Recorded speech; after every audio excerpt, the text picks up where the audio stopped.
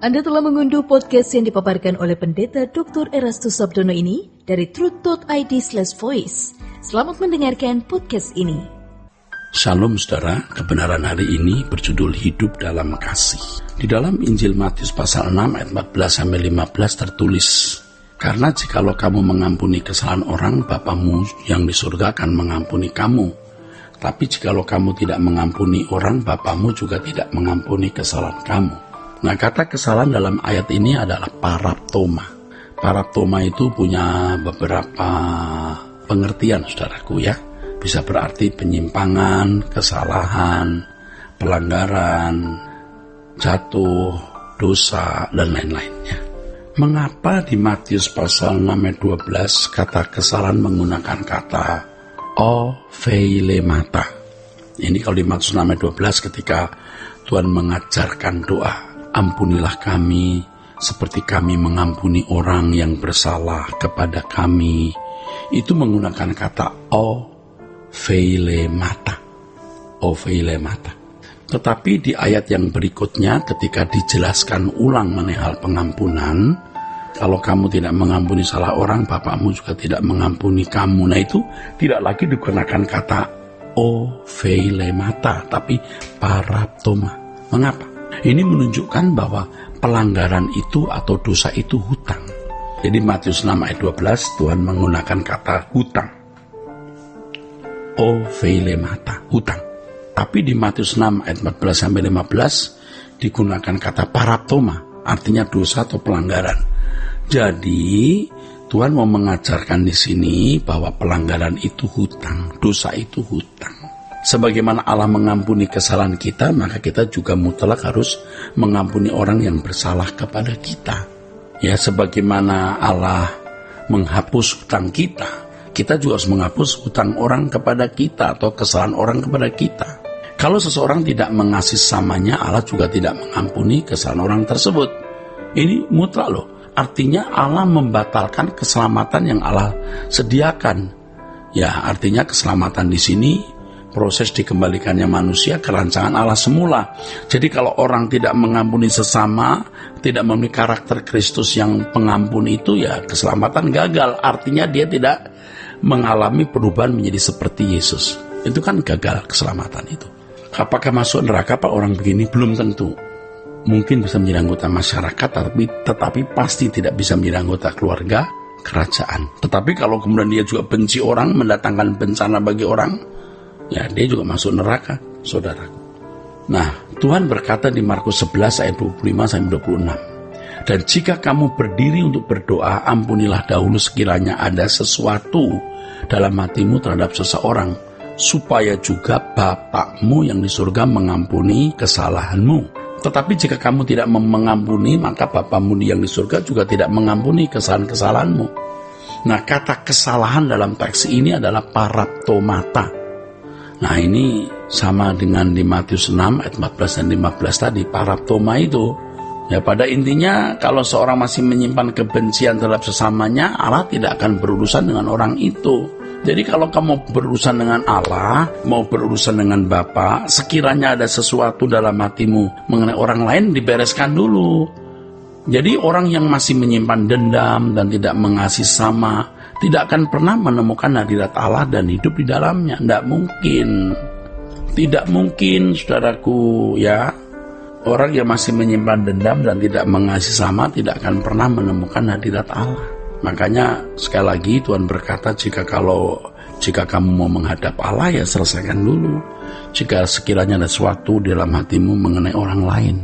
Allah adalah kasih. Berangkat dari kenyataan bahwa Allah mengasihi manusia, sebab manusia berharga di matanya, maka siapa yang mengasihi Allah harus mengasihi manusia juga. Kasih kepada Allah harus diwujudkan dalam bentuk kasih kepada sesama. Kasih yang sempurna dari Allah kepada manusia harus dibalas. Kasih yang sempurna yang kita juga berikan yang terbaik bagi Tuhan dengan mengasihi sesama.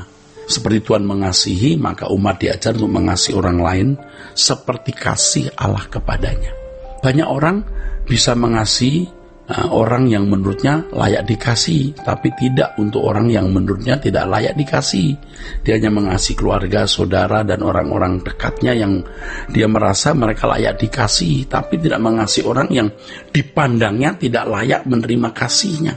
Saudaraku, kasih yang Tuhan ajarkan adalah menyerahkan nyawa bagi orang lain. Artinya orang percaya harus rela dirugikan demi orang lain sebagai objek pelayanan. Itulah pelayanan. Kasih yang Tuhan ajarkan adalah menyerahkan nyawa bagi orang lain. Artinya kita harus rela dirugikan demi orang lain sebagai objek pelayanan kita. Seperti Tuhan menyerahkan nyawanya untuk kita, kita juga harus rela berbuat demikian. Alkitab katakan wajib juga berbuat demikian. Dengan demikian mengasihi Allah berarti membalas kasih Allah. Mengasihi Allah berarti hidup dari kasih-Nya, yakni dikuasai oleh anugerah Allah. Mengasihi Allah ialah menerima dan memberi lagi, disayangi dan menyayangi. Allah memberikan yang tersayang, yaitu anak tunggalnya untuk orang percaya. Maka orang percaya patut menyerahkan hatinya untuk Dia dengan mengasihi sesama. Allah menghendaki orang percaya mengasihi sesama, ya, dan kasih kita kepada sesama harus didasarkan pada kasih kepada Allah. Jadi bisa dimengerti mengapa Tuhan mengatakan jika kamu tidak mengasihi, maksud saya jika kamu tidak mengampuni, aku juga tidak mengampuni kamu. Ini kalau kita ganti kata mengampuni dan mengasihi sama. Kalau kamu tidak mengasihi orang lain, kamu membenci, ya kasih yang kuberikan kepadamu jadi sia-sia. Kamu binasa nanti. Saudaraku, Tuhan Yesus menyatakan bahwa bukan manusia sendiri yang menentukan siapa yang menjadi sesamanya, tapi Allah yang menentukan. Allah yang menentukan untuk siapa seseorang layak menjadi sesama manusia. Nah, banyak orang hanya memilih orang-orang tertentu yang dipandang layak menjadi sesamanya. Allah yang menentukan siapa sesama kita dan kamu sesama siapa. Sesama manusia ialah orang yang sedang menderita kesukaran yang ditempatkan Allah pada jalan hidup orang percaya. Ya. Itulah sama kita, dan bagi mereka kita sesamanya, kita bukan hewan yang mencapek-capek, ya. Orang percaya harus menjadi sesama manusia bagi orang lain demi kehendak Allah. Di dalam keadaan tersebut, saudaraku sekalian, dalam keadaan tersebut, ya, Allah menunjukkan siapa sesama manusia itu. Saya ulangi, orang percaya harus menjadi sesama bagi orang lain demi kehendak Allah. Ya, di dalam keadaan tersebut Allah menunjukkan siapa sesama manusia itu. Paulus mengatakan bahwa sudah selayaknya orang percaya mempunyai kasih, dimulai orang-orang sekitarnya kepada dan kemudian semua lingkungannya, orang jauh, bahkan orang yang tidak seiman dengan kita. Allah menuntut supaya orang percaya mengasihi sesama manusia demi kehendak Kristus, yaitu menyukakan hati Allah.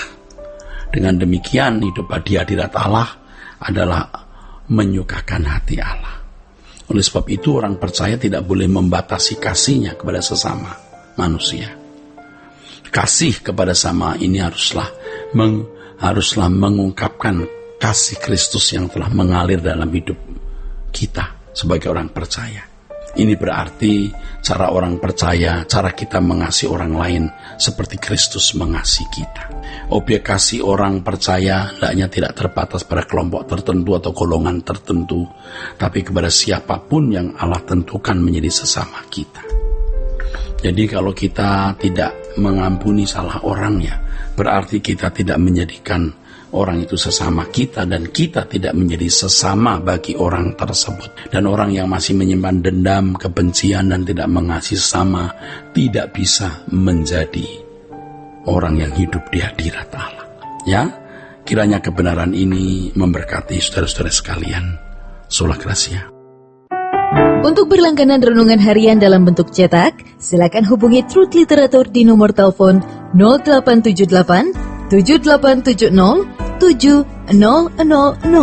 Untuk mendapatkan CD khotbah, MP3 renungan Truth, dan CD album lagu produksi Sola Gracia, Anda dapat menghubungi di hari dan jam kerja di nomor telepon 021 638 60953. Tuhan Yesus memberkati. Sola Gracia.